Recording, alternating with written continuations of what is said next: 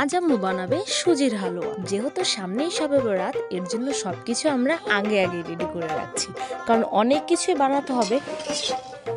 যদি শবে বরাতের দিন বানাতে চাই তাহলে কোনোটাই বানিয়ে শেষ করতে পারবো না।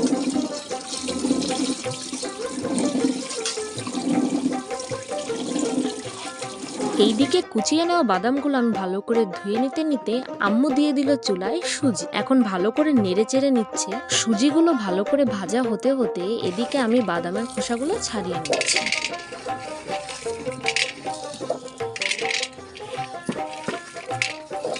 হালকা ভাজা দিছি। আজকে সকাল থেকে আবহাওয়াটা যেন বেশি সুন্দর, তার জন্য আজকে আম্মু আর আমি বাইরে রান্নাঘরেই রান্না করছি। এরপর আম্মু চুলায় ফ্রাই প্যান দিয়ে দিয়েছে, এরপরে ওর মধ্যে ঘি দিয়ে দিল, এরপরে দিয়ে দিল এলাচ গুঁড়া। যেহেতু নারকেলটা ছিল ফ্রিজে, এর জন্য ভালো করে ছাড়িয়ে নিয়ে দেন চুলায় দিল। এরপর বাদাম দিয়ে ভালো করে নাড়িয়ে নিয়ে স্বাদ মতন লবণ দিয়ে দিয়েছে।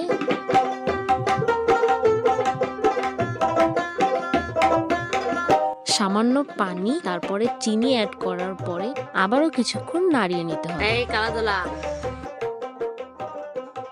দেখতে পাচ্ছেন চুলায় বলক চলে এসেছে।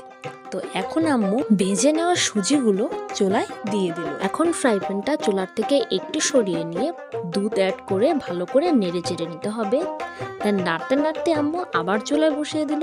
এখন আবারও একটু ভেজে নেওয়া সুজিগুলো দিয়ে দিল, মানে অল্প অল্প করে সুজিগুলো অ্যাড করলো। সামান্য পরিমাণ ঘি নিয়ে একটা খঞ্চাতে আমি ভালো করে লাগিয়ে নিচ্ছি, কারণ সুজির হালুয়াটা এটার ভিতরেই সেট করা। তো এদিকে দেখতে পাচ্ছেন আম্মু চুলার থেকে নামিয়ে নিয়েছে।